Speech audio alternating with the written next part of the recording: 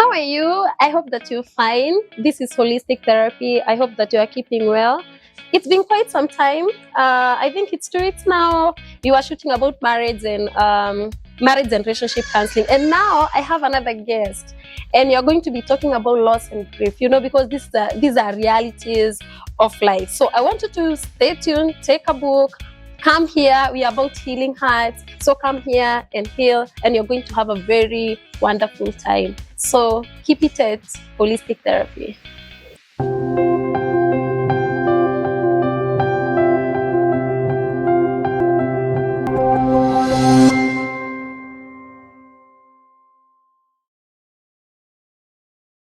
So today I have a very special guest. Anne, Yeah. how are you? I'm well, thank Good you. morning. Good morning to you. Mm-hmm. Yes. Welcome to this space. Thank you. This is holistic therapy. We don't have a cup of tea on air, but off air you can get something. Don't worry. Yes. Who is Anne? Anne is a counseling psychologist. I've just actually cleared my PhD. Awesome. waiting to graduate. Congratulations. I've been practicing counseling for over 15 years now. I practice mostly on marriage and family therapy, adolescent counseling, loss and grief, trauma therapy. I also do a lot of career guidance for students. For being a former teacher, I also have a lot of touch with the schools. And also I do a lot of workplace counseling. That is what we call employee empowerment programs. So basically about that, I'm also a trainer of trainers, TOT. Yes, among many others. Oh, that's so good. Thank you. In your busy schedule, you found time to come here and be with us. Yes. Today we are talking about a sensitive topic on loss and grief. You know, grief makes even the most intelligent people to become like children.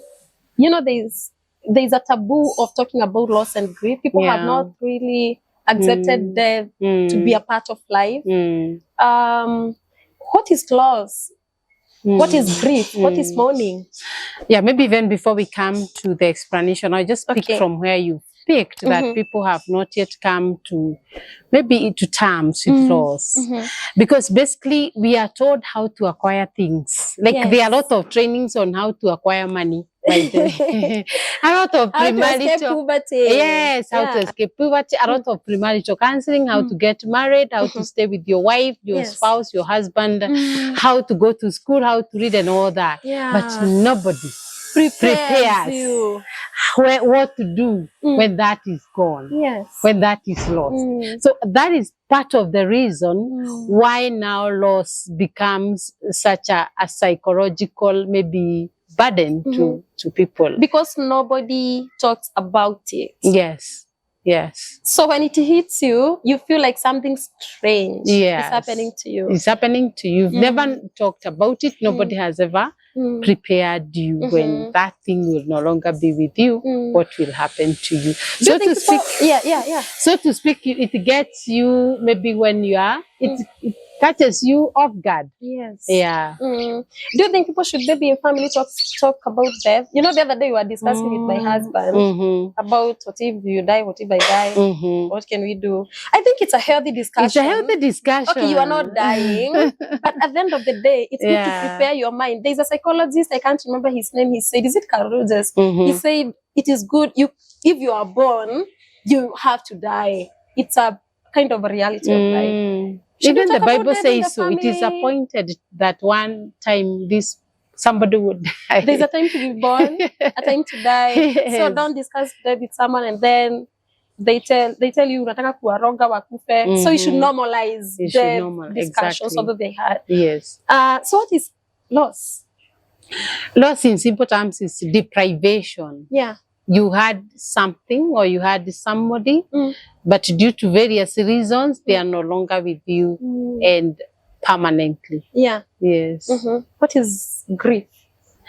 Grief is the reaction to a loss, the response, the body's normal response to loss. What's mourning? I think people get all these things mixed up. What's mourning? Yeah, at times they are used interchangeably, by the way, but maybe for the sake of maybe academic explanation, mourning is a reaction now, the outward reaction of grief, because mostly grief is inside. It is. So the expression is now the mourning. Some people cry, some roll on the ground, some faint, some outburst. Yeah. And as you were saying, I think people grieve and mourn and feel the loss depending on the attachment they had with the thing they lost. Yes. Tell us more about that. Definitely, because if something has been familiar to you, or you are used to them, you're used to, you know, loss can be of anything, right? It's not just death, but even something like even your house, a marriage, if it gets lost. So why someone now becomes so, grief becomes so intense, because that thing was so familiar to you. That's the only thing you knew how to do. That's the only place you knew to call home. So when it gets away, or when you no longer have it, then it hits you hard. So you could say maybe grief is fear. Loss is fear. It could be fear of unknown. It could be fear of how do I live my life without. It is fear. Maybe we can say loss and grief, and it's kind of fear. A mix of fear, probably together with other feelings, or a mix of it's mixed feelings. You don't know how to go on like this. You don't know even how to behave. Sometimes it will happen. You don't know how to behave. You don't know what to do. You don't know what is the right thing to say or the right thing to do. What are the normal responses to grief, or the normal stages that people go through when they are grieving? Yes, there are those stages, but also with current studies, with several studies have been done. Of course, those stages are not so linear, but of course, those emotions, they're there.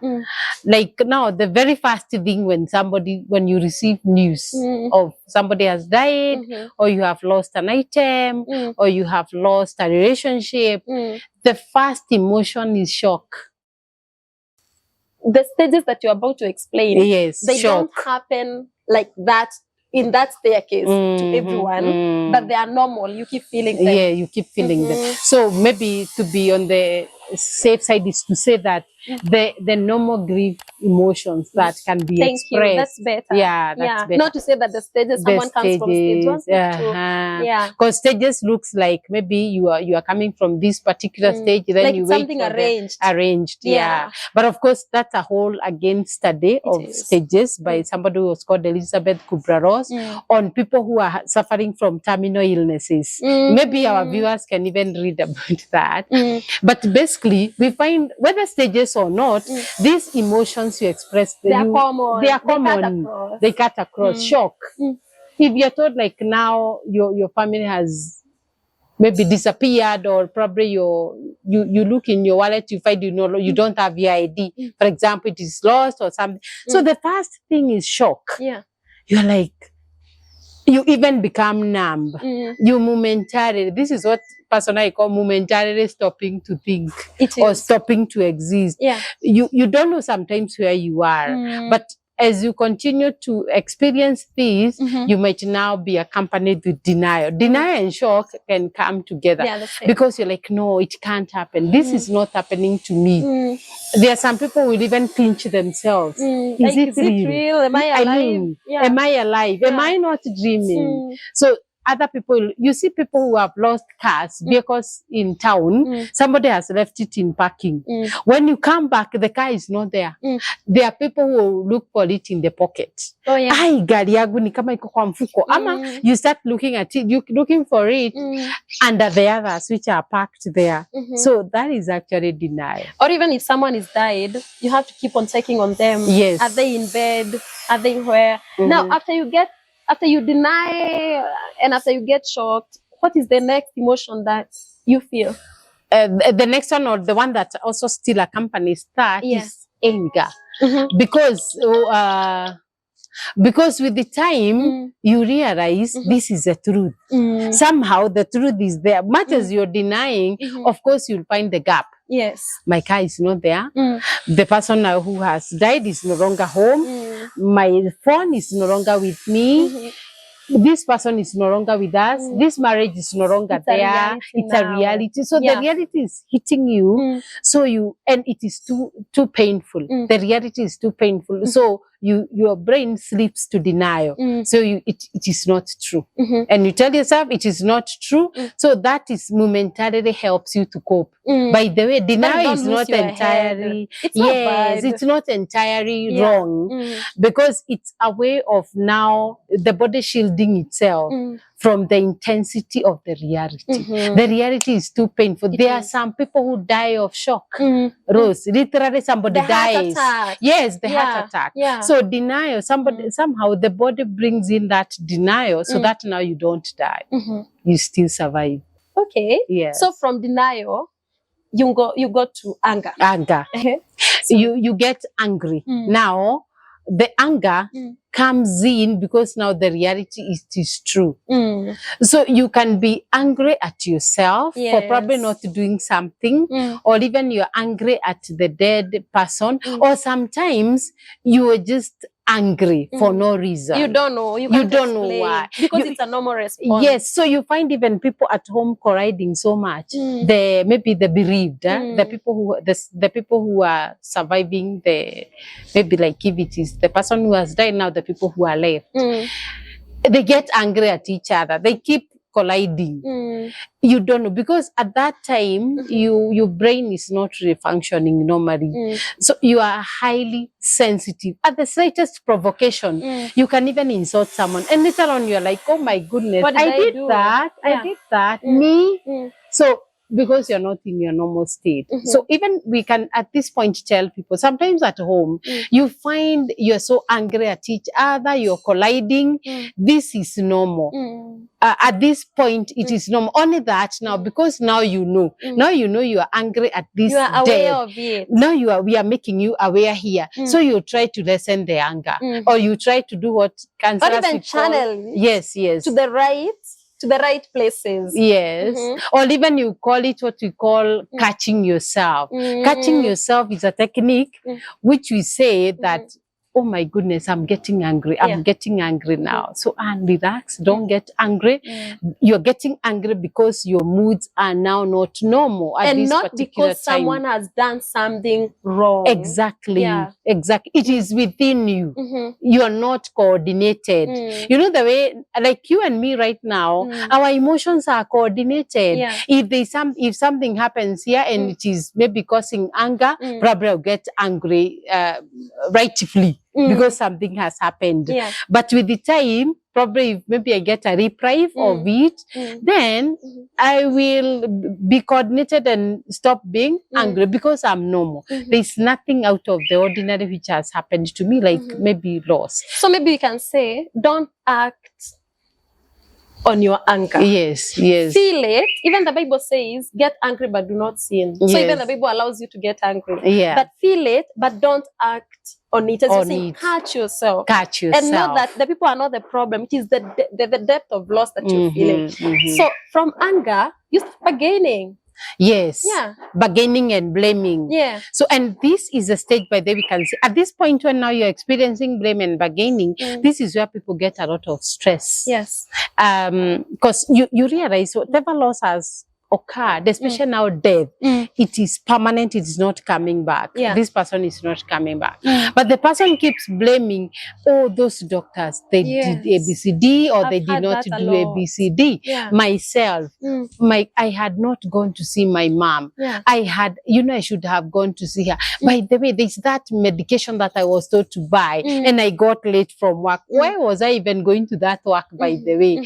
All those. So you get stuck there. If maybe care is not taken, that is where sometimes one can get stuck on bargaining and blaming. Because you see, there's nothing much you can do about it, but your brain is telling you there's something you could have done. Even on miscarriage, people who miscarry, you can sometimes hear someone saying, if I didn't exercise so much, if I didn't overwork myself, I wouldn't have lost the baby. But sometimes life, God is the giver of life. Yes. He takes it away. So there is nothing that you did that took away that person's life. Exactly. So after you're bargaining and you are tired, now you can slip in to depression. That's what I was saying. At bargaining level, if care is not taken, this person can become stressed and depressed. But this depression, then now, because you're talking about normal grief, normal reaction, normal grief reaction, this depression, it's not maybe the clinical depression we talk about. Thank you for saying that, yes. Yes, it is the extreme sadness. Maybe we can define it by saying it is the extreme sadness. Now notice, you can no longer deny this thing is so true, like day and night, so you can't deny. Now you realize there's nothing much you'd have done. Bargaining, blaming. Although we remember we said at the beginning, these stages are not so linear. It's not like a staircase. You can keep on oscillating one from another, one from another. So sometimes they can all come together. But maybe you find that depression, this is where you realize I can't deny any longer. I cannot blame anyone any longer. When reality hits. So you might find this is extreme. You are sad. You're so sad, and this time people can cry a lot. By there, they cry a lot alone. And at this time, people will even say, "I do not want to talk to anyone." And we tell people, to isolate themselves. Yes. It is dangerous. But at times, if somebody wants time alone, by the way, it is one of the needs of a bereaved person. At times, they want time alone. We even go for, like now you go for counseling to people probably at their homes during this time. And there are some who say, no, me, I don't want to talk. I just want to sleep. I want to synthesize what I'm feeling. So the only thing now we can tell the people who are around them, take care they don't self-harm or there's nothing. Just keep an eye on them. Sometimes just be there doing nothing. Just staying with them so that now they experience because also experiencing that sadness is one way of healing, ironically. Because there are people who don't experience it and they are worse. So experiencing it, it is good because one, it is normal. Number two, it is helping you to accept the reality. So thank you so much, our viewers. Thank you so much, Anne. And I hope you have learned about the stages you go through when you're grieving, and you have said that they are normal, but don't get stuck there. See you next time. Remember to subscribe and to like. What is your YouTube channel? What is the name of your YouTube channel? Ticha. Ticha. Yes. Just that. Yeah.